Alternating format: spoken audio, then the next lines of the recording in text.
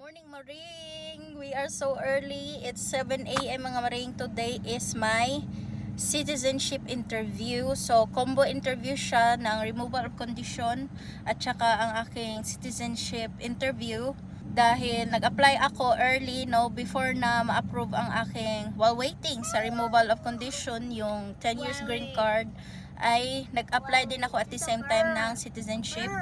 So today is my interview! Oh my God, kinakabahan ako. Hindi ako kinakabahan sa mga questions na itatanong sa akin about sa civics, question, yung mga ganun.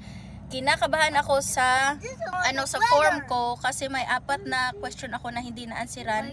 Na-miss ko siya, hindi ko na ni-review ko yun before ko mag-submit, pero pag-review ko ulit ilang months, wala pala nalagay doon ang mga information. So hindi ko na ma-edit. So, sasabihin ko na lang yung officer na kung pwede ay ma-edit doon, ma-update. Kasi, siguro sa system or sa internet, nag-lag. Tinap ko talaga yun lahat. Wala talagang na-miss na question. Pero pag-review ko, wala pala doon. Hindi siya na-enter. Hindi ko alam kung sa system glitch ba yun or ano. So, nga, mapapa-English naman ako nga na pwede bang practice akong English nito. Bumili muna ng drink si Sir. Si Sir. Ocean drinks. Dad, you give me a drink? You didn't say you wanted a drink. No, we wanted a drink. No, y'all didn't say you wanted one. Yeah, I want something. I want a drink. No, but you didn't say. You got a drink, Lily. You didn't say, Daddy, get me a drink. What is this? What you got them? Juice? We got chocolate milk. Chocolate milk. Oh, you got chocolate milk, Lily. Put your seatbelt on, B. The seatbelt is on.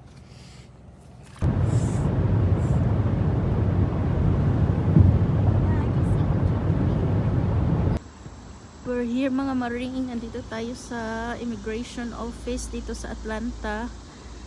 So, naiihi kami. Pero early pa. Bawal kasi pumasok na 30 minutes early. 11 a.m. yung aking schedule.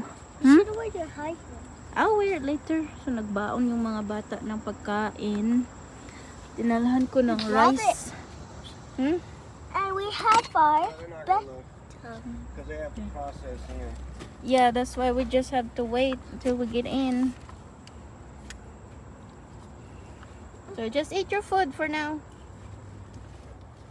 Ito yung baon nila Maring. Dinalhan ko sila ng rice, itlog. Para hindi na bumili kasi nga maaga kaming umalis. Magugutom sila. What's this? 3 hours drive. So, umalis kami sa bahay, 7 a.m. Yan, meron silang baon. What you got, Lily? That looks so good. Where's your spoon? Let me go find out. It's in my lunchbox. Okay, you can use your spoon. Oh, you just want to eat your Oreo? No, I want to eat my potato sandwich. Okay, get your sandwich. It's really good. There you go. Put the Oreo back. Then you can cover it so it won't fall, okay? Okay. Yan. Oop! Caught your dress. Kaya pala may nahulog Maring kasi may squirrel doon, oh. Yan siya, oh. Nasa kahoy siya. Kaya pala may mga nahulog dyan. Sabi ko, ano ba yung nahulog dyan? Ng mga seeds. So, dala ko na lahat ng aking mga papeles. Lahat. Sana ay kompleto at wala na silang hingin pa sa akin. Sana ay makapasa ako today. Bawal ang cellphone sa loob kaya hindi ako makapag-video. Kaya see you later Maring kapag natapos na ako sa aking interview. Bye. Bye.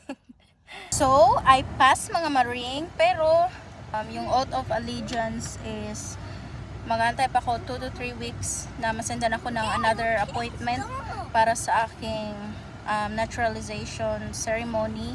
So, ang dali lang, mga 30 minutes lang kami doon sa loob. Tapos, sobrang dali talaga ng questions. Tapos yung mga na-miss ko na questions ay wala na, hindi na niya tinanong yun. Sinabi ko sa kanya na may na-miss akong questions pero wala na, in-ignore na niya. Wala na daw yun, hindi daw yun importante. Binigyan lang ako ng naturalization interview results ng officer. So, ang nakalagay maring ay you passed the English test and the US history and government test. At saka, congratulations, your application has been recommended for approval. At this time, it appears that you have established your eligibility for naturalization. If final approval is granted, you will be notified of when and where to report your naturalization ceremony. So, mag-aantay na lang ako ng notification 2 to 3 weeks. Tapos, balik, saka ako naturalization ceremony. Balik na naman kami, 3 hours drive again. Napakalayo. 11:31 mga maring at gutom na. So, after this, Yeah, after this, she can run off in the sunset with the UPS man. after this, I'm going to reapply for my Filipino citizenship. Reacquiring my Filipino citizenship para maging dual ako. When you get yours, Riley automatically gets hers, right? Yeah, when I'm done, So then you have to apply for both of them. yeah, so pag ma-citizen na ako, si Riley ay automatic na rin na citizen siya. Tapos, then kaming dalawa mag-a-apply for reacquiring of dual citizenship sa Philippine Embassy. That will be the last process journey na i-take namin. Tapos, kukuha kami ng US passport. The US passport is so expensive. It's like $130. And you can get it within 1 month. Send it to you in 1 month. Up to 6 to 8 weeks. Matagal pala yung passport nila darating maring. Mga 6 It's like weeks, 150 1 month. Tapos mahal. $130.